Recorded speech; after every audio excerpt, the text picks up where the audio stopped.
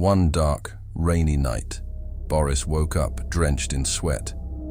His heart was racing when he heard a muffled knocking, a sound that sounded as if someone was persistently scratching at his door.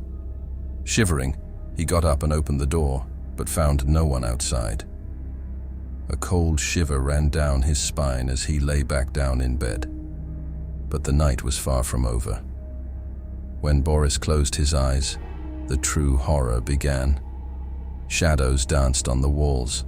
Ominous voices whispered dark messages to him. He firmly believed that someone was following him, someone who was lurking in the dark, waiting for the right moment to grab him. He held his breath. Pure fear overcame his body. He didn't dare leave his bed again. His limbs were frozen, and he was more certain than ever that he would not live to see the next morning. His apartment became a labyrinth of terror. Every noise, every shadow seemed to be a threat. Boris could no longer think clearly. His mind was trapped in a web of fear and paranoia.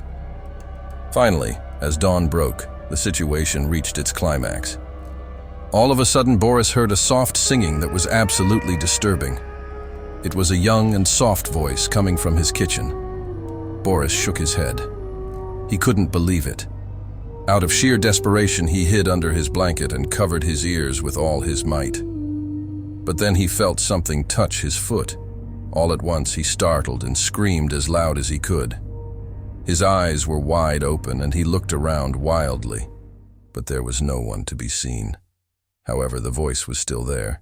It giggled and said, "Come to me, Boris. Let's play together." Adrenaline shot through his entire body. He rose cautiously and walked slowly towards the voice. Only a few more steps separated him from pure horror. He made a decision within seconds: either kill or be killed. Boris summoned all his courage and opened the door. "Who are you? What do you want from me?" he shouted, but nobody was there. Boris looked in the mirror and saw a dark figure behind him. It was a demonic girl, staring at Boris with a devilish grin. Her eyes were soulless. She was the personification of pure evil. Her distorted face looked like something out of a nightmare. His heartbeat accelerated. His throat tightened as he slowly turned around. But there was nothing there. Confused and horrified, he looked in the mirror again, only to see his own reflection. No horror figure, just himself, pale with fear and sleeplessness. This is where this story ends. We will not find out what happens next. What the ending looks like is up to you.